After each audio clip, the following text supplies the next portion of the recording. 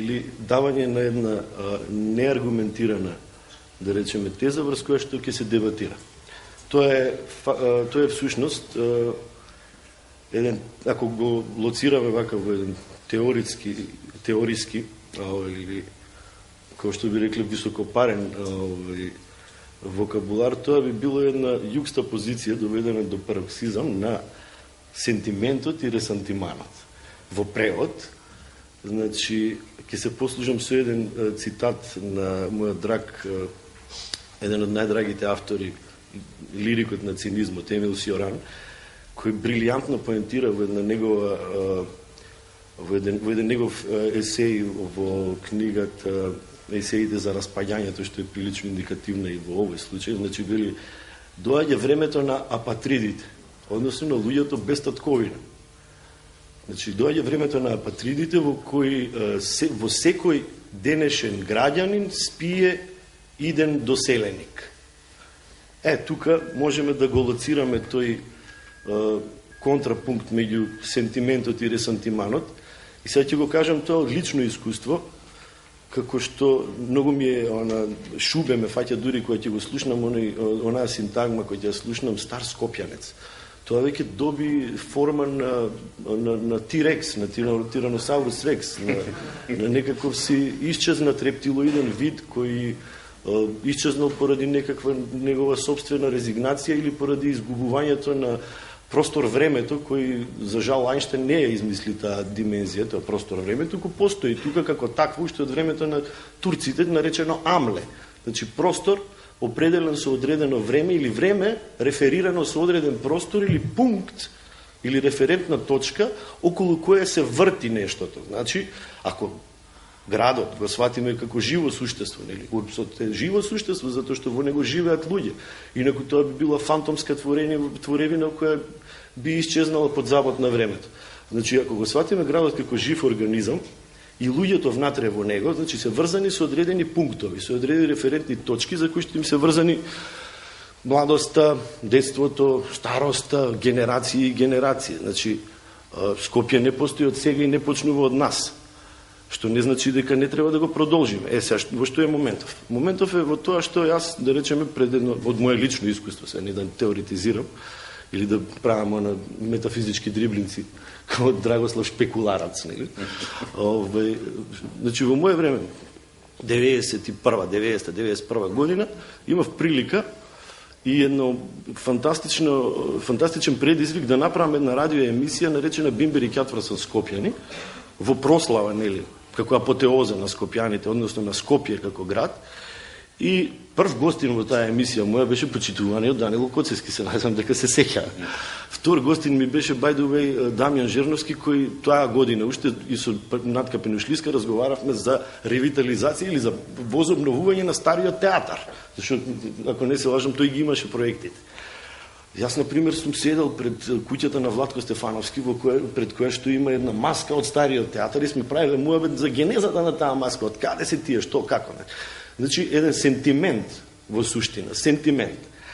И правејќи ја таа емисија, 10 години во континуитет, се дружев и комуницирав и добивав информации и сознание од луѓе кои пред се беа сентиментализирани, односно атрацирани апропо тој сентимент, за да зборуваат за градот, да реминисцираат и не ретко да им видам солзи во очите на тие луѓе, сега да не бидам патетичен и да не бидам патетично сватен, меѓутоа пак ќе кажем, доведени до пароксизам сентиментот и ресантиманот. Зошто? Затоа што кога станува модерно, например, да се зборува за градот, Данило е жив сведок за тоа, мислам, Данило тоа може најдобро да ви го експлицира, станува модерно да се зборува за градот и за плошта. Јас се сеќавам, например, на еден муабет, кој не беше тогаш модерен, беше еден од ретките, тоа беше некаде 80-тите години, 82-3, може би 4-та, Вангел Божиновски, Ферид Мукич и Гиче Чемерски во Свети Пантелемон преку радио, Македонското радио, мислам, брановите на Македонското радио. Почитуваниот колега Божиновски со години ја одгледуваше, ја култивираше приказката во немиот говор на просторот. Мислам, глупо е да се збори само за себе, ако не се почитуваат авторитетите кои биле пред тебе и кои те инспирирале на некој начин, пак е сентимент, нели? Сега, ако го ставиме тој сентимент како разгледница, стариот театар или официрски дом, па јас не можам да најдам од моите пријатели стари скопјани кои ги немаат тие топости. Стариот театар, офицерскиот дом, банката, хотел Македонија. Тоа беа за мене, например, митски пунктови, низ кои јас се движев по, да речеме, некаков си патеписен или патоказен принцип на мојот драг професор Владо Урошевиќ, кој ми го фрли онака, како на шашма, примерот на, мислам дека беше Лотреа Мони, не, мислам дека беше, се работеше за еден гроф Инјес де Ормезан, кој воспоставува една техника, наречена онфионија и тајно братство на онфионичарите, кои шетаат низ градот, нивниот роден град, обидувајќи се да го гледаат со други очи. И во секој обид да го опишат поинаку. Една чудна, надреалистичка, да речам, диоптрија. Меѓутоа, пред малку кога зборувавме со почитуваниот професор Саркањац, дали ракурсот зависи од дискурсот или дискурсот од ракурсот, јас ќе кажам дека дискурсот, според мене, зависи од ракурсот, затоа што во зависност од тоа од која димензија, од која перспектива се гледа и се обидува да се согледа проблемот, да се просуди, а не да се суди, значи од тоа зависи и дискурсот. Значи, ако се гледа од жабја перспектива, другачие ќе се гледа објектот. Тоа архитектите многу добро го знаат. Ако се гледа од бочна перспектива, секако другачие, а ако се гледа од птичја перспектива, сосема поинаку. Овдека ние сега зборуваме за една видео симулација, односно за еден, како што би рекол Бодрјар, симулакрум, како треба да изгледа Скопје 2014. Значи 1914-2014, значи 2014. Тоа беше според мене, лично, онака, мислам, еден импресивен момент, кој значи, остава длабок впечаток и тера на полемика. Зошто? Затоа што ги има сите објекти кои почетокот на векот, минатиот век, на Скопје му дале различна физиономија од онаа османлиска касаба.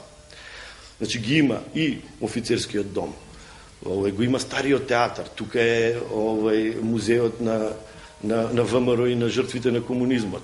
Потоа позади веднаш е третиот поред, да речеме, во светот музеј на Холокаустот, исто една фантастична референтна точка во цивилизацијски контекст. До него е веднаш црквата Свети Димитрија, до него е Даут Пашиниот таман. Па каков е тоа еден конгломерат низ кој вековите оставиле своји печати, своји регалии и своји параферналии, кои се лична карта за рекогницирање, за распознавање во Европа, значи во европски и во светски контекст, односно во глобален контекст. Значи не треба да се мисли локалистички или негативно сентиментално, туку треба да се отвори малце ракурсот, за да се промени дискурсот.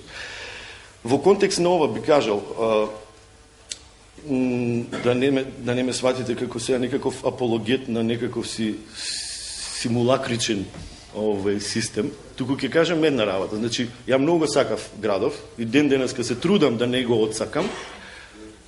Како факт на тоа го приложувам тоа што 91 година, кога не беше мода да се збори за Скопје, ја по собствени истражувања направив една книга, еден сам издат, кој се викаше Душата на градот, во која што се обидов да ги монументализирам заборавените ликови, трейдмарк ликови на Скопје, како што се Цене Упче, Крлеј, Тефо, Дичко, Джавајра. Ова можеби ништо не ви значи вас затоа што сте родени после 70-та година, но сепак се надевам дека на господин Стефановски му се познати овие ликови за кои зборувам, например, као што е Панче Уневски, например. Значи, тоа е една монументализација на една интима на градот која му давала посебност, една специфика, еден шарм, еден меланж, за кој што пишувал и Крлежа, за кој што пишувал и Раде Драинат, за кој што пишувале и Ами Буе и ред други патеписци во чии дела Скопје добивал еден фантастичен пиетет на нешто посебно.